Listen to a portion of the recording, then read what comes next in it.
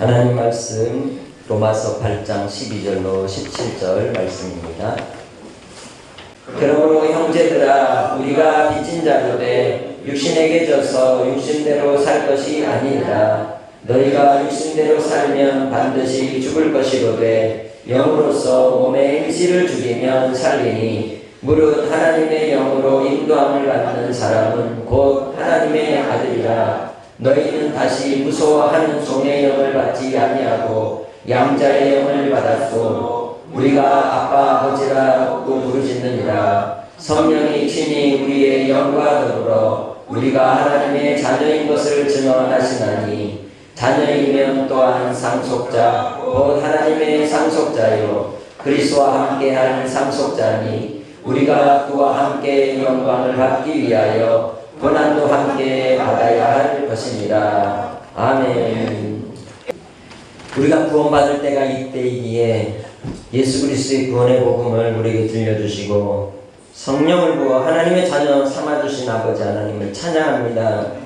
오늘도 우리의 메마른 심령에 은혜의 단비를 내려주시고 말씀을 먹은 자가 되게 하셔서 새로워지게 하시고 아버지 하나님 충만한 성령의 은혜로 살아가게 하여 주옵소서. 주의 말씀 가운데 귀를 기울여 듣는 마음을 주시고 열린 귀를 주시고 주님을 바라볼 수 있는 눈을 허락하사 소경된 자가 되지 않게 하시고 듣지 못하는 자가 되지 않게 하시고 듣고 보는 자가 되어 하나님의 영화로우신 그 영광의 자리를 사모하게 하옵소서. 이 시간도 주의 종 주의 말씀 가운데 섰습니다. 은혜로 우리를 붙들어 성령께서 동일한 은혜로 깨우쳐 주시고 진리의 말씀으로 우리를 먹여주시기를 간절히 바라옵고 예수님의 이름으로 기도합니다. 아멘.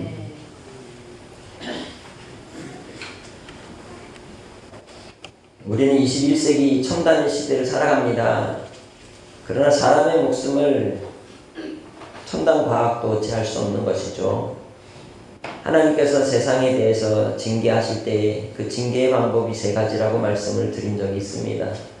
전쟁과 천재지변과 바이러스, 전염병을 통해 질병을 통해서 하나님은 이 세상에 대한 하나님의 진노와 또 인생이 한낱 풀과 같고 꽃과 같이 시드는 것임을 깨우쳐 주십니다. 그렇기에 우리의 순간순간의 삶 속에서 당하는 고난 속에 어려움 속에서 우리는 오직 우리의 생명이 하나님께 있음을 고백하고 시인하며 하나님의 말씀 가운데 나아가는 성도들이 되시기 바랍니다.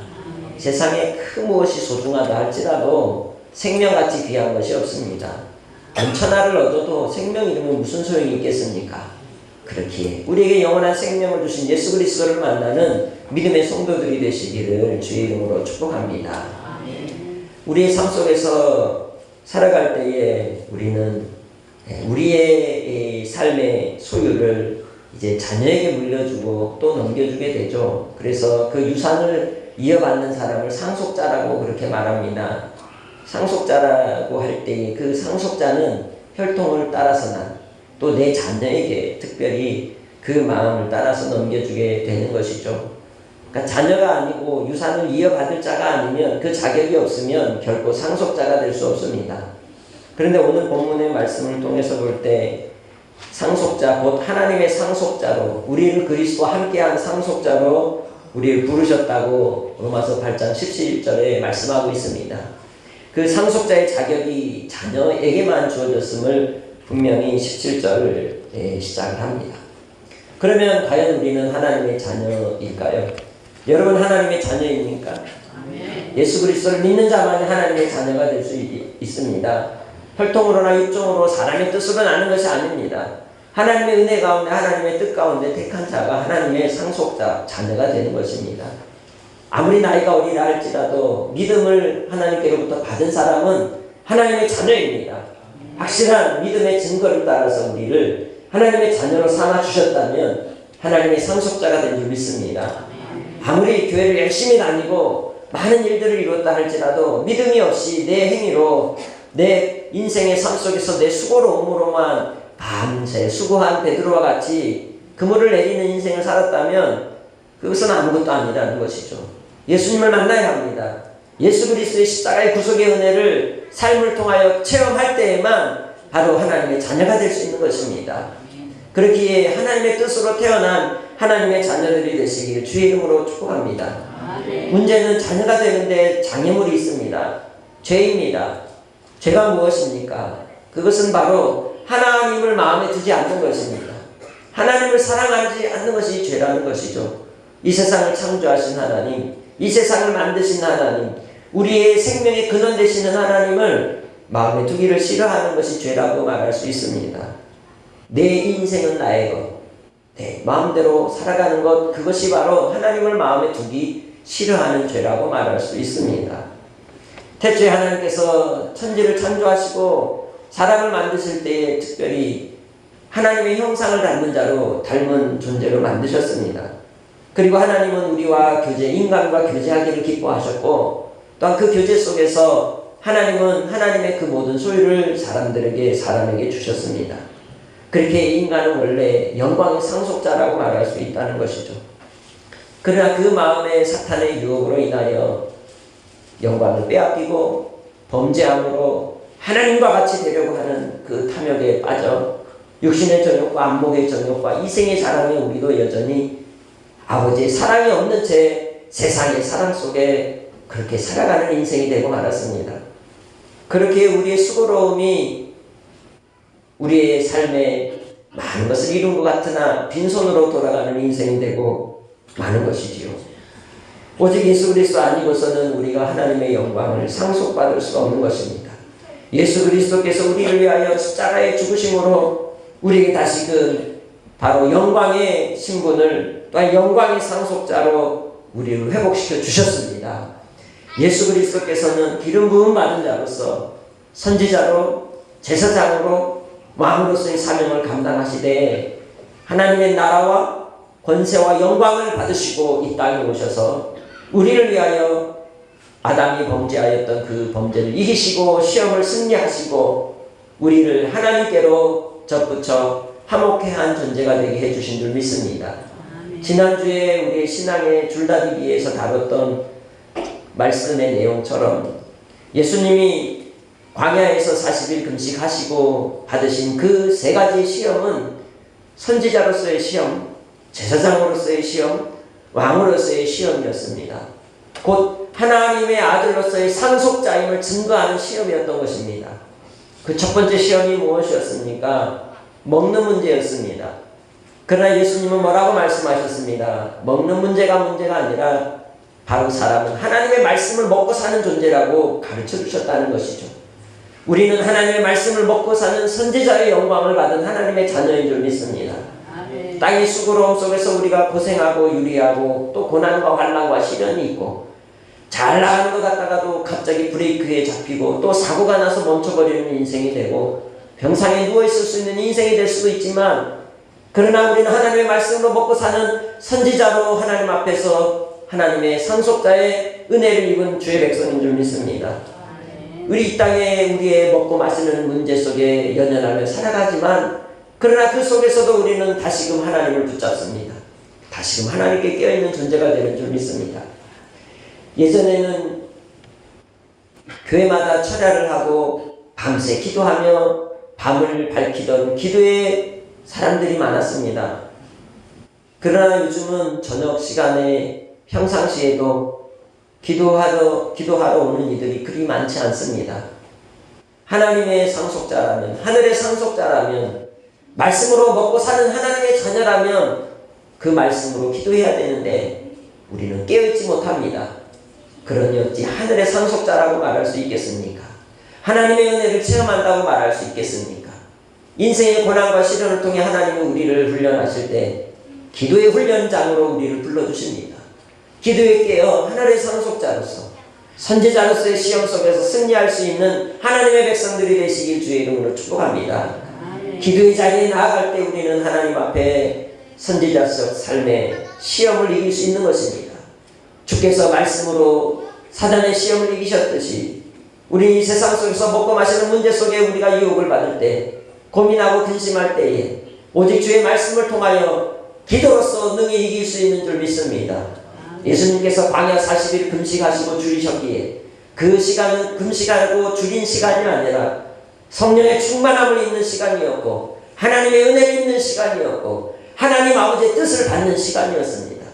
오늘 우리는 하늘의 상속자로서 이 땅에서 하나님의 뜻을 먹고 살아야 하는데도 아직도 여전히 깨어있지 못하다면 회개하며 돌이켜야 할 줄로 믿습니다.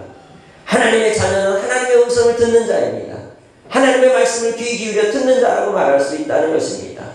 그렇게 하나님의 말씀을 귀 기울여 듣는 자에게는 생명의 성령의 법을 주셔서 성령의 은혜를 따라 성령의 충만함으로 살아가게 해주시는 줄 믿습니다.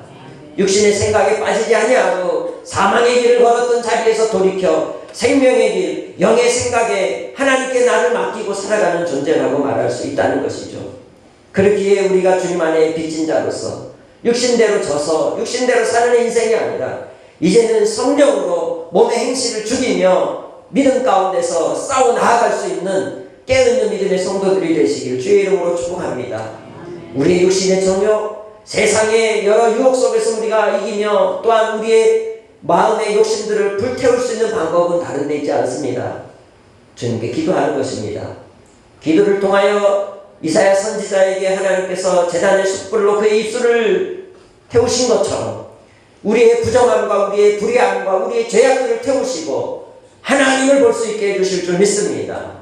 하나님께로 나아가는 믿음의 권속들이 되시길 주의 이름으로 축복합니다. 그것이 바로 아담이 상실하였던 영광의 상속자의 모습입니다. 두 번째는 예수님께서 성전 꼭대기에 사탄에 끌려 올라가셨을 때에 성전 꼭대기에서 뛰어내리라는 시험이었습니다. 성전은 뭐 하는 곳입니까? 자랑하는 곳입니까? 내 의를 드러내는 곳입니까? 내 올바름을 드러내고 누군가를 판단하는 곳일까요? 그렇지 않습니다. 그것은 예외하는 곳입니다. 주님께 치유받는 곳입니다. 회복하는 곳입니다. 살리는 곳입니다. 제사장은 성전의 꼭대기에 올라가는 자가 아닙니다. 성전에서 주를 섬기는 것입니다. 예수님은 이 땅에 어린 양으로 오셔서 제물이 되어 주셨고 하늘문을 열어 우리에게 성전을 통하여 하나님께로 나아갈 수 있는 길을 열어주신 제사장으로 오셨던 것입니다. 그렇기에 두 번째 시험은 바로 제사장으로서의 시험이었던 것이죠.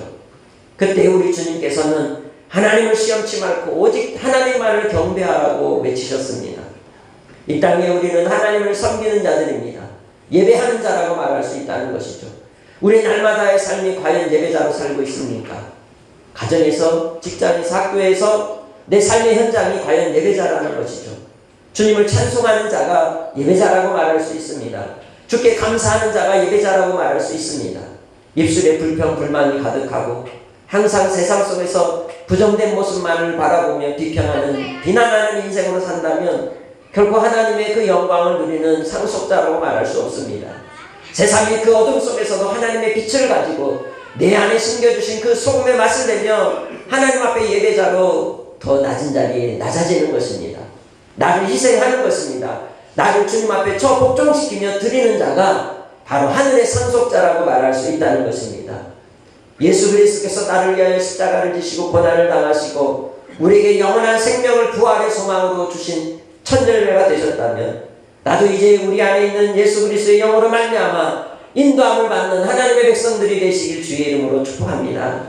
성령으로 충만하면 하나님의 은혜의 사랑으로 말미암아 인도함을 받으면 그는 하나님의 아들이요 또한 무소하는 종의 영을 받지 아니하고 양자의 영을 받았기에 우리가 아버지라고 부르며 하나님께 나아갈 수 있다는 것이죠. 우리에게 선지자로서의 특권, 하나님을 아버지라 부르며 나아갈 수 있다는 것입니다. 대제사장은 1년에 한 번 대속죄일이 되면 성전 지성소 안으로 들어갈 수 있었습니다. 그러나 그 자리에 들어갈 땐 두렵고 떨리고 무서운 마음으로 들어갔을 것입니다. 그러나 예수 그리스도께서 친히 어린 양의 제물이 되어서 하나님 앞에 시은소의 은혜의 제물로 드려졌을 때에 이제는 우리가 믿음의 담력을 가지고 하나님 앞에 기쁨과 감사와 찬송과 영광을 올리며 하나님께 나아갈 수 있는 은혜의 담력을 얻게 된 줄 믿습니다. 하나님과 친해지는 사람들이 되시기 바랍니다. 하나님과 깊은 사귐 속에서 빛 가운데 교제 속에 있는 하나님의 백성들이 되시기 바랍니다. 비록 이 세상의 삶 속에서 외로움이 있을지라도 하나님과 함께하는 사람은 결코 외롭지 않습니다. 결코 두렵지 않습니다. 인생의 환난의 시련을 능히 이길 수 있는 힘도 성령께서 우리에게 부어주실 줄 믿습니다. 그렇게 주님께서 우리를 통하여 성령으로 말미암아 날마다의 삶 속에 충만한 은혜로 힘있게 믿음을 따라서 하나님 앞에 영광을 돌리는 찬송의 예배자들이 하나님의 상속자들이 되시길 주의 이름으로 축복합니다. 또한 우리가 이 땅의 삶을 통하여 하나님을 예배하는 예배자로서 제사장으로서의 그 시험이 우리 가운데 있을 때에 그 시험은 용서를 통하여 완성되는 것입니다.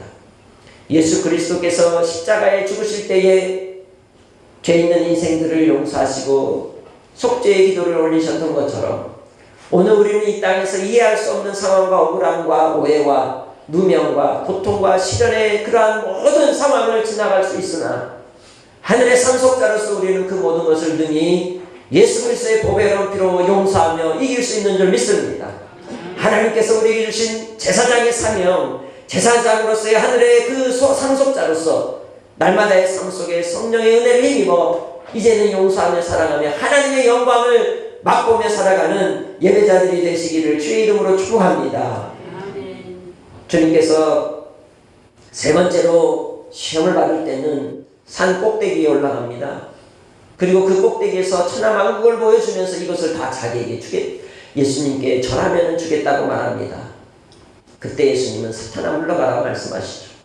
이 땅에서 오직 하나님만이 경배받으실 분이며 영광 받으실 분이며 나라와 권세는 누구에게 있습니까? 하나님께 있습니다. 그렇게 우리도 역시 하늘에 속한 하늘의 상속자로서 이 땅의 삶을 살아갈 때 하나님의 자녀로서 그리스도와 함께한 상속자로 하나님 앞에 영광을 돌리며 하늘의 은혜를 맛보고 믿음 가운데 살아가는 복된 성도들이 되시길 주의 이름으로 축복합니다. 성령께서 우리와 함께 친히 증거하십니다. 증언하십니다. 내가 하나님의 백성이요 하나님의 자녀요 하나님께 속한 자요 또 하늘의 상속자로 선지자로 제사장으로 왕으로 이 땅에서 자녀된 권세로서 믿음으로 살아가는 것을 주님이 원하십니다. 그렇게 주님 앞에 이 세상의 환난과 시련 속에서도 담대하시기 바랍니다. 돌이켜보면 오늘 우리가 겪고 있는 이 어려움보다 여러분이 더 어려운 때가 있었을 것입니다. 그때 어떻게 이겨나왔습니까? 하나님을 붙잡고 하나님을 붙들고 하나님을 의지하며 간절히 부르짖는 기도 가운데 오직 주님만 바라보고 나오지 않았습니까? 다시금 우리의 믿음의 무릎을 굳건하게 하여 서시기 바랍니다. 뒤를 돌아보지 마시기 바랍니다. 침륜에 빠지지 마시고 주님께로 돌이켜 우리 안에 있는 시험 속에서 예수 그리스도의 보배로운 피로 말미암아 능히 이겨 하늘의 상속자로 다시금 주님 앞에 예배자들이 되시기를 주의 이름으로 축복합니다. 우리를 위하여 예수 그리스도께서 하늘의 기업을 우리에게 주셨습니다. 하늘의 기업을 누릴 자라면 이 땅에서도 기업을 누리는 자답게 품위 있게 멋지게 살아가야 하지 않겠습니까? 하나님의 자녀들에게 주신 그 품위가 무엇이냐? 따라해 보겠습니다. 담대함입니다. 바로 하나님께서 우리에게 믿음의 담력을 주셨습니다. 인생의 시련과 환난 속에 성령이 함께 하시면 능히 이길 수 있으며 이 모든 것은 쉬 지나갑니다. 다 지나가게 될 줄 믿습니다. 때가 되면 하나님께서 그 모든 과정을 통하여 우리를 통한 하나님의 사랑을 드러내시며 모든 것이 합력하여 선을 이루시는 구속의 영광을 나타내 주실 줄 믿고 이 땅에서 비록 살지라도 하늘의 소망을 따라 살아가는 주의 백성들이 되시기 바랍니다. 우리는 이삭과 같이 하나님의 약속의 자녀입니다. 약속의 자녀답게 환경과 상황과 또한 여러 형편을 뛰어넘어 믿음으로써 주님과 함께 동행할 수 있는 복된 성도들이 되시길 바랍니다. 바로 하나님의 자녀들에게 주의 백성들에게 주님이 주실 하늘의 상속자의 영광과 함께 17절 후반절에 말씀하는 것처럼 고난도 받아야 하기 때문입니다. 이 세상은 아버지의 사랑이 없습니다. 그렇기 때문에 반드시 예수를 믿으면 고난이 옵니다. 시련이 옵니다. 이해할 수 없는 그러한 환경의 고통 속에서 지나갈 수 있습니다. 그러나 우리는 잠깐 있다가는 나그네 인생의 길을 가기에 이 땅의 삶 속에서도 하늘의 상속자로 나를 부르신 그 주님만을 바라보고 우리의 삶의 경주 속에서 담대함을 잃지 마시고 하나님의 뜻하신 말 이루기까지 경주 속에 승리하는 주의 백성들이 되시기를 주의 이름으로 축복합니다. 말씀을 맺습니다. 우리는 하늘의 상속자로 예수님이 기름 부음 받은 자로 이 땅에 오셔서 선지자로 제사장으로 왕으로서의 사명을 온전히 이루셨고 또한 그 시험을 능히 승리하셨으며 우리를 위하여 생명의 길을 열어주셨습니다.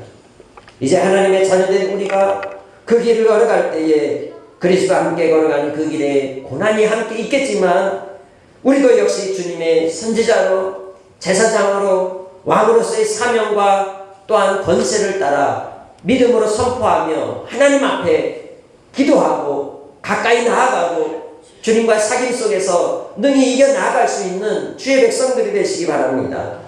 베드로전서 2장 9절에 말씀하기를 너희는 택하신 족속이요 왕같은 제사장들이요 거룩한 나라요 그의 소유가 된 백성이라고 우리에게 교훈해주고 있습니다. 여러분이 누구입니까? 하늘의 상속자입니다. 예수 그리스도를 하나님의 아들이심을 믿고 여러분의 주인으로 모셨습니까? 하늘의 상속자입니다. 이 땅에 이 세상에 먹고 마시는 인생 속에 그저 지금 힘든 일로 좌절할 수도 있고 어려울 수도 있으나 잊으셔서는 안 됩니다. 우리는 하늘의 상속자입니다. 하늘의 상속자는 하나님이 책임져 주시는 것입니다. 하나님이 인도해 주시는 것입니다. 무엇을 위하여? 하나님 영광을 위하여. 그리고 이 땅의 인생의 고난과 환경 속에서도 분명히 아버지의 뜻을 나를 통하여 이루신다면 주님 안에서 믿음의 담력을 가지고 주의 말씀을 먹고 기도의 자리에 우리의 무릎을 무장하고 더욱더 하나님 앞에 매달릴 수 있는 용사들이 되시기 바랍니다. 그것이 용기입니다. 기도가 용기인 것입니다. 그리하여 하나님 앞에 인정받고 칭찬받고 하늘의 기업을 누릴 수 있는 5달란트 맡은 복된 하나님의 사람들이 되시길 주의 이름으로 축복합니다. 주님 우리에게 강건함을 허락하시고 하나님의 자녀로서 하늘의 상속자로 땅을 바라보지 아니하고 주님 바라보며 나아갈 수 있는 은혜를 허락하여 주시옵소서. 우리 안에 있는 우리의 삶의 그 무엇보다 내 생명이 귀하기에 주님 우리를 위해 십자가에 주님의 생명 버리시고 그 생명 우리에게 주셔 영원한 생명을 소유하게 하신 아버지, 이제는 하나님 아빠 아버지 앞에 주님 의지하며 오직 주님을 찬송하며 선지자로 제사장으로 왕의 사명을 감당하며 하늘의 상속자로 살겠나이다. 감사하고 예수님의 이름으로 기도합니다. 아멘.